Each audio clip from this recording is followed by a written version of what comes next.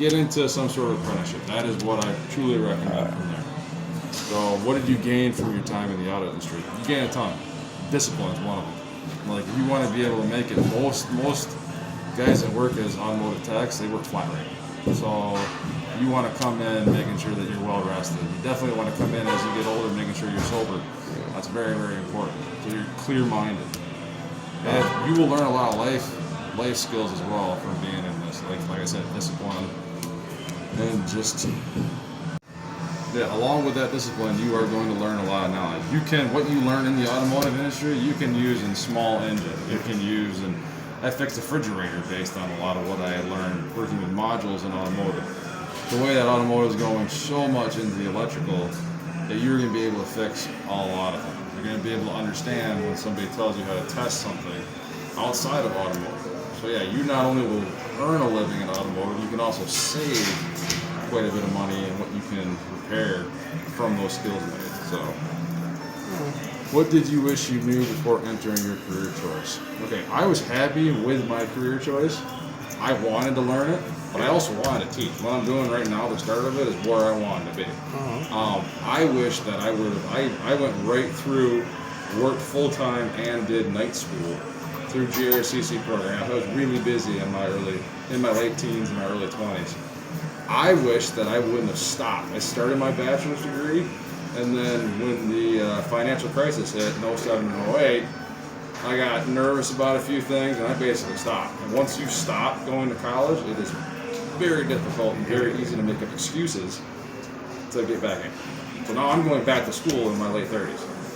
So I wish that I would have stayed in because I wanted to do more than I wanted to be able to repair for a long time and then be able to teach it. So that's my way. If you want to just go into the repair end, it's just being willing to always expand your knowledge, always test yourself. And what I wish I would know then is that if I did fail at ASE test, or if I did fail at basically any type of testing, is to learn from that and take it again. So. Okay, let's give me a second. See, I like to say technician too. So you work on this stuff, you learn it. We used to say that mechanics throw in parts and technicians do diagnosis. It's not totally true, but if you work in electrical, if you work with the hydraulics, if you work with a diagnosing end, most of those guys want to be considered an automotive technician. So what do I enjoy about it? I love being able to figure things out that a lot of times that other people couldn't figure out. So I took on different problems on cars throughout the years that had been through different shops, and I loved it if I was able to fix something. It wasn't like I was going in there telling them like, oh, you didn't get this, and I did. But I like knowing that someone was having a tough time with it, and then I was that next level. If you can do that, it's kind of enjoyable on that. Okay.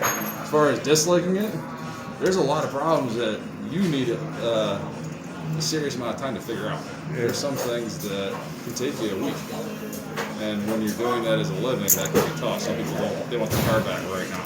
So I didn't dislike it, the pressure that was on at times. It's not all the time, but a lot of times there's a lot more pressure on you than what you would prefer to have. So that was a tough part. It's also a little bit wearing to your body over time. Yeah, I didn't like. That's what I did not like about it. Oh, okay.